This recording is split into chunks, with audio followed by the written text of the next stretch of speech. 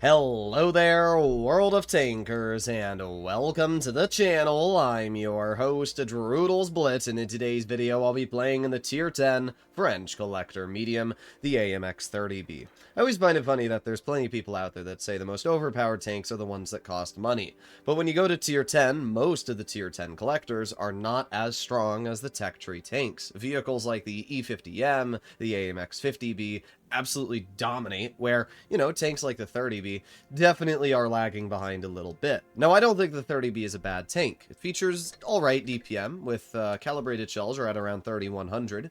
Not only that, this vehicle has really good accuracy, solid damage per shot, and 10 degrees of gun depression with enough turret armor that you might get the occasional bounce. The problem with the 30B is that it used to actually be really, really good. For a brief moment in time, Wargaming buffed this vehicle's damage per minute. And it was around 400 with Cali. It was great. It was kind of like a Leopard 1, but it had just a little bit more armor and gun depression, which allowed it to be a lot more flexible. And then what Wargaming decided to do was completely strip away the DPM. It's not bad DPM now, it's just like, I don't understand why it needed a DPM nerf. It was never a vehicle that was overpowered or, was breaking the game. So it's just weird to see Wargaming taking away some of the capabilities this vehicle has for absolutely no reason. I'm hoping that when they rework balancing again in a few months, they decide to buff the 30B. Also, what the heck is wrong with my sensitivity? What the heck? Alright, this has to go down to about 24%. That's a lot better. Wargaming always, whenever they update the game, resets my sensitivity, and it's really annoying. There was a micro patch this morning. Some of you may have seen that. Well, it wasn't this morning for the time I'm posting the video, but there was a micro patch for me, so. Either way, we got the 57 heavy spotted, and I can definitely hit that 57 from here. There you go. Nice 376. You can see the accuracy of this gun being really nice. The Leopard spotted as well. What I'm going to do is I'm just going to move up. I know that they have a 183, so I have to be a little cautious, but we're going to slowly move over here. Oh, there you go. We got a yo in the back. Boom. Nice 420 damage shell. We did get spotted. Okay, that's fine, though. As long as we bleed out the enemy and we don't bleed too much health ourselves, that's really all that matters. So we got a little bit of damage into the yo, and I'm going to reload. Well, not reload. I'm going to re-push up here and then knock down that tree. And this should give me the ability to move up just a little bit and not have to worry about being spotted. And then I can bounce the Sheridan, because that's how pen works, How dare I try and pen a light tank? Alright, we got the side of the Type 5 heavy. Nice 370 damage into that player. Type 5 kind of cooked himself, didn't he? We're going to reload again. Even though it says that's not a pen, it is. It's a bug in the armor highlighting. Obviously, if you're aiming on the flat side of a super heavy, it's going to be a pretty easy shot to penetrate. So we're going to move up again, and we're going to see. Okay, I don't see the Sheridan or anything like that, but we do have the M6 Yo on our flank. That is a big threat, and something that I am legitimately worried about, so I got to be really cautious about that. I'm more worried about the Sheridan, to be honest. I don't know where that player is, so I got to be really, really careful. Okay, let's see. I could push the Yo. I'm definitely tempted to. Yo gets one pen into me. And here's the thing, right? That Yo doesn't really have the DPM to fight me if I trade with him on single shot here. So I can get another pen into the Yo, and then that player is going to bounce that as well, and now they don't have really any DPM to counter me. Not sure why the Yo would make this play. It was a pretty awful maneuver from them. But you know what the bad part about this tank is, right? We're not a Leopard 1, so we don't have that damage per minute to still effectively deal with this tank, where, like a Leopard 1, this guy would most likely be dead by now. This Yo might have the ability to get a pen into our tank once. Indeed he does. And not only does he pen me once, he manages to light me on fire, taking off an additional 200 extra health. So yeah, that's where the DPM definitely matters. If we were in a Leopard, we would have been able to kill that Yo before he got that shell reloaded with the additional, 400 damage per minute. It is a big difference, and it's something that is seriously noticeable. But we get a nice shell into the enemy Sheridan. We're going to reload again. 3, 2, 1. I have enough health that the Sheridan cannot kill me, so I'm not necessarily worried about that player. There you go. Another nice shot into the Sheridan. Up to 4 5,000 damage now. So what are we going to do? Well, I'm going to push up. I don't know where the 183 is, but I also don't really care that much. I can get to the side at the 57 heavy, get an easy bleed into that player once, and then we can reload again, and that 57 heavy's kind of cooked at this point, so that player's out of the game. I don't know where this 183 is, but what I do know is that there's a Sheridan right in front of me. Okay. That was the weirdest track ever. Do you see how far that spun me out of the way? That's wild, dude. Doesn't make a difference, though. 4005 is most likely going to clear the Sheridan. And we had a pretty good game, dealing upwards of 5,000 damage, getting 2 kills, and absolutely turning a defeat into a really good victory. We were a little worried there for a moment with that Yo. I was worried that the Sheridan was also going to push with the Yo and take me out of the game. And I definitely would have been in a really awkward position if that Sheridan had gone to the heavy flank, or the medium flank, and tried to shoot me. But as a 42%er, yeah, that Sheridan wasn't too much of a big threat. But you can definitely see where the 30B is still nice. The gun, I don't think we missed a single shot that whole game. The accuracy is really good.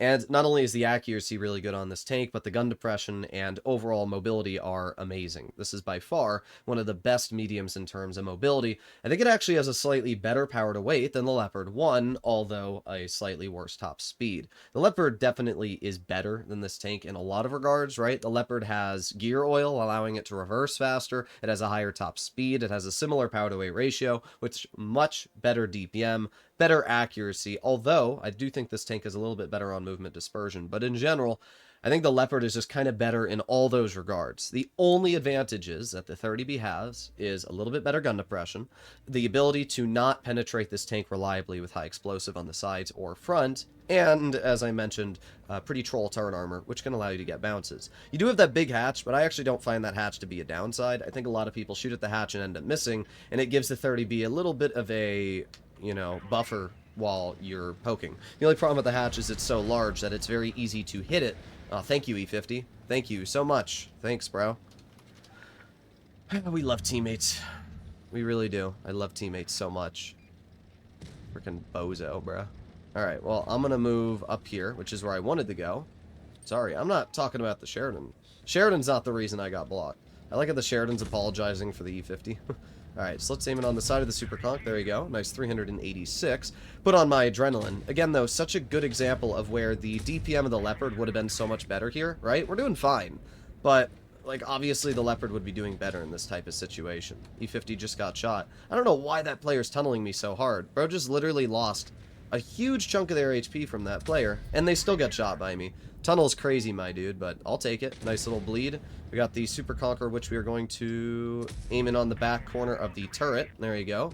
We have the enemy 140, just YOLOing in for literally no reason. Love to be able to get a shell into that player, but it doesn't really matter. He's dead anyway. Alright. Let's see. We got the IS-4 in front of me. I'm going to drive up. I'm going to aim it on the lower plate of the IS-4. Nice 397. We're doing pretty good. 1,800 damage so far. And the enemy team really isn't able to counter me at all. Let's aim it on the Super turret cheek. There you go. That's where the reticle Cali on this tank is super, super nice, being able to cut through that armor like that. Let's see, we got the E50 in the back, which I do get a nice pen into for 244. And that puts us up to 2,300 damage already. There's only a couple tanks left on the enemy team as well. We got the Hovry in the back, which I'm going to aim it on now. Ah, went high.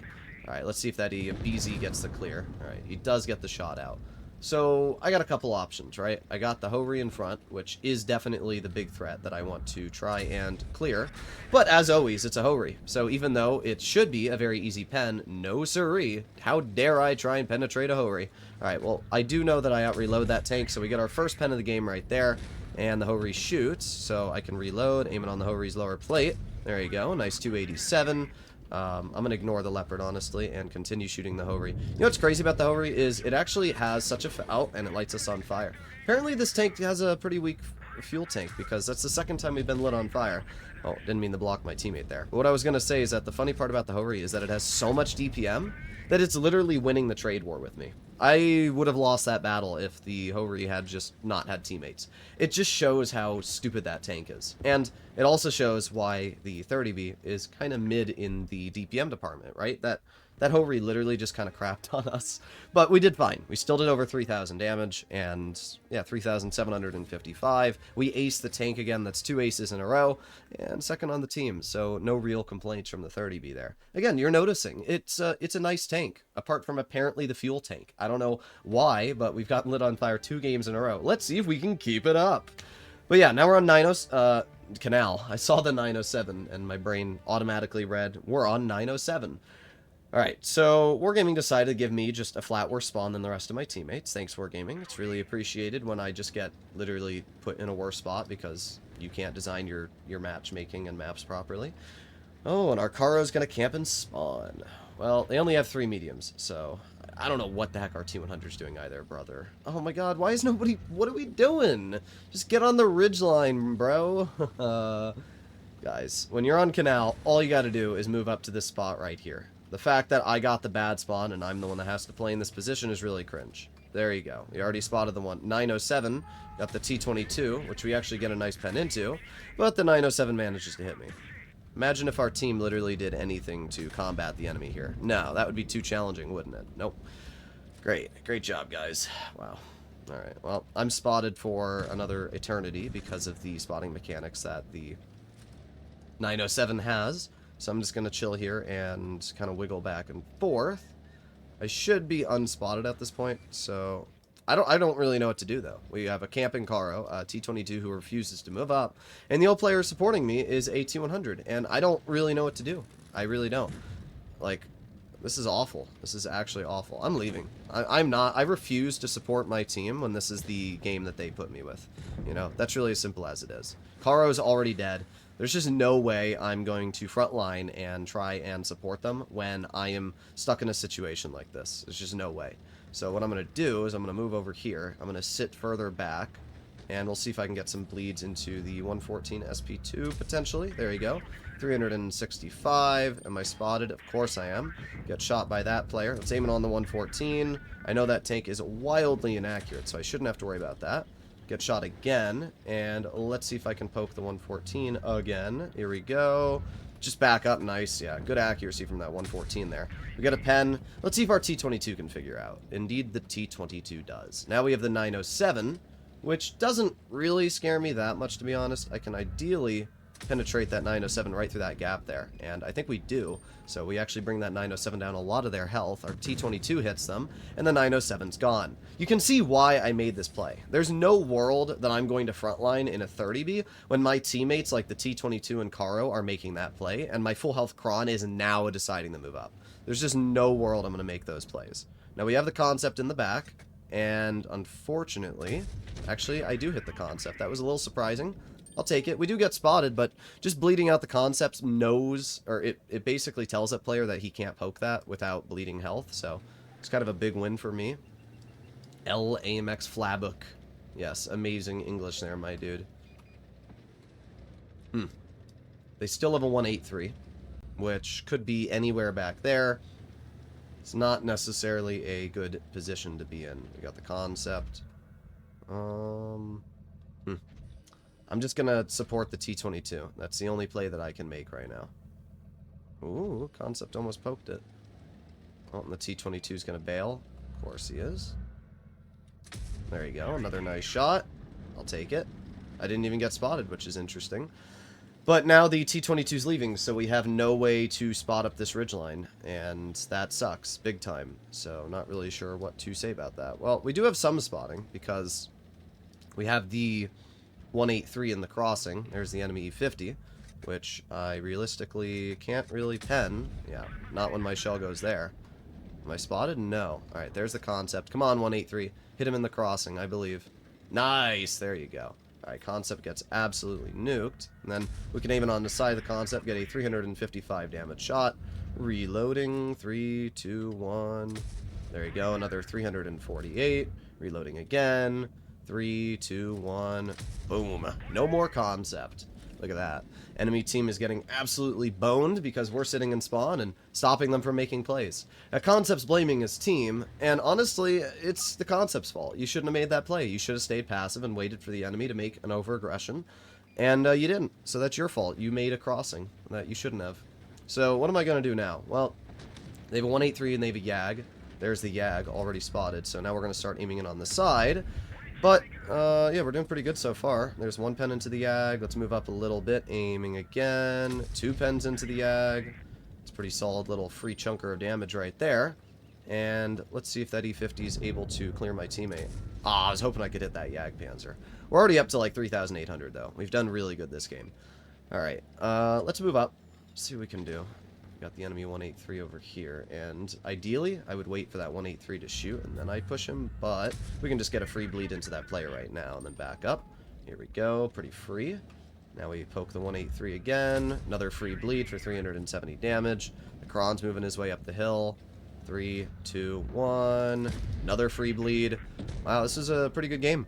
Again, would a Leopard have done better here? I'm not entirely sure. Reticle calibration was really nice in this game, and it definitely allowed me to have an enjoyable experience. And not only that, the hull-down gun depression of this tank was really, really nice. So, I'm not sure if the Leopard would have done better, but I do know that it would have probably done fine. But hey, 5,024 damage. Top on the team. Let me guess the concept. Brugless? Who the heck is this guy? The T-22 gave me a thumbs down. Crazy, dude. Crazy. Wow. I don't know what to say. It's not my job to frontline when my mediums that are actually meant to play aggressive aren't doing that role, right? T-22 medium is a frontline haul-down medium. You hide the hull, nothing can pen you in the turret. And all my T-22 had to do was support me on that ridge line, and I would have been fine. But when your teammates refuse to move up and stop the enemy from making aggressions, there's no world in a tank like the 30B I'm going to throw my life away to give my T-22 more holding potential, right? It's just not going to happen. If you're ever in a situation like that and you have teammates that are refusing to help you, do the same thing. Reciprocate it, right? I'm not going to help my team if they're not going to help me. I will go into damage farm mode. I'll stay further back. And honestly, the plays that I made 100% won our team the game. I completely killed the concept. Oh, we're going to be spotted by that 4202. Yeah, but I mean, I killed the concept in that last game. I got the 907 shot. I killed the 114 SP2. I was probably the only player that was actually helping the T-22, to be real. Alright, I should be unspotted at this point, so we can move up. There you go. We have the enemy concept, which we're going to put on our reticle Cali for, and still bounce. Wow. That's an impressive one there, Wargaming. Alright, well, let's reload. And we got the enemy 268, who shot my Foch. That's not necessarily amazing. But we're doing okay, everything considered. We got the 4202. It's just right now I'm not able to make too many plays, you know? Just gonna wait here passively. Let's see if that 4202. No. Wow, the enemy's just getting obliterated right now, dude. Oh, I forgot about that concept, not gonna lie. Alright, let's move up. And I don't know if I'm actually gonna get any damage this game, to be entirely real. I mean, we're gonna deal a little bit, but it just looks to me like the entire enemy team is getting absolutely murdered, you know? Alright, there you go. Nice shot. We have the TVP in front, who bounces the first shell. We're going to reload. I'm going to go for the track wheel of the TVP, stopping him from being able to rush me. And even though the TVP is going to pen me once, that's it. They get 1 pen out. Going for the track wheel is always the most important play you can make in this game, because it stops the enemy from being able to push you. And that tracking shot completely ruins that player's game, so it was 100% worth it. Now we do have the 268, which we get a nice shell into, and somehow that 268 still hits that shot on me. But it doesn't really matter at this point. We're going to go for another shell into the 268. Why our team is capping the base, I don't know. It's actually really annoying that they are, because it's taking away the damage that we... Well, it's not really taking away the damage that we could deal. But in general, players that cap the base are kind of lame, dude. Don't cap the base. This game, it didn't make a difference because we were going to win either way. But in the battles that it does make a difference, if you're going to win and there was no... You know, pretend there was 2 full health tanks left on the enemy team. And it's a 5 versus 2, and you know it's a guaranteed win. Why? Like, dude did 0 damage. He just went into the base and capped it. What's the point? Well, you're not helping your team when you do that. You're actually doing the opposite. You're making your teammates push harder because there's less time on the game, right? I'm going to push super aggressive if the base cap is going up. So it's going to make me play reckless and try and deal as much damage as I can before the damage goes to, or the cap counter goes to 100. I just don't... The only time you should cap a base is 2 situations. A, you're in a super heavy and you're on a map that does not favor your tank, like Mines, for example. Putting your mouse in Mines base cap is a smart play sometimes because it forces the enemy to fight you.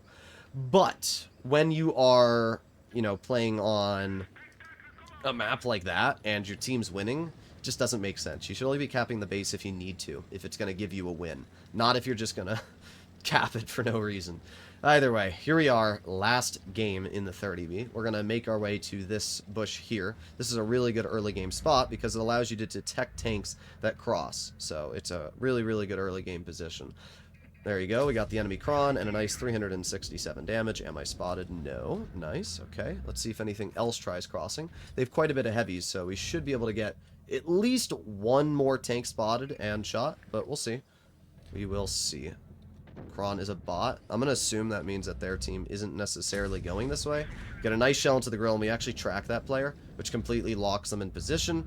And yeah, that grill's game is over. So I'm going to make an assumption. Judging that I didn't spot anything on the crossing, and the concept is calling the cron a bot, I'm going to make a pretty average assumption and say that this cron is completely alone. So we're going to use that as my ability to push over here. So let's see, we got the cron backing up, and boom, there you go. Nice 366 into that player. We track them. You can always see how much I focus on shooting the enemy's track wheel. It is by far one of the most important plays you can make in this game. Shooting a track will lock the enemy down, and it will force them to use a repair kit, which is literally a double win. So you should always go for an enemy's tracks. Always, always, always. So let's see what we can do. I'm going to move up because I feel like I can, right? The concept's over here. Got the bat shed on the side, but I feel like if I move right over here, I can just get behind this concept and start farming him out for some free damage. So that's what we're going to do. I'm going to chill right on the side of this concept. I don't think this guy's too happy with me. There you go. Keep on going. Keep on going. Great shot, my dude. Alright, and reloading. 3, 2, 1. We got the clear.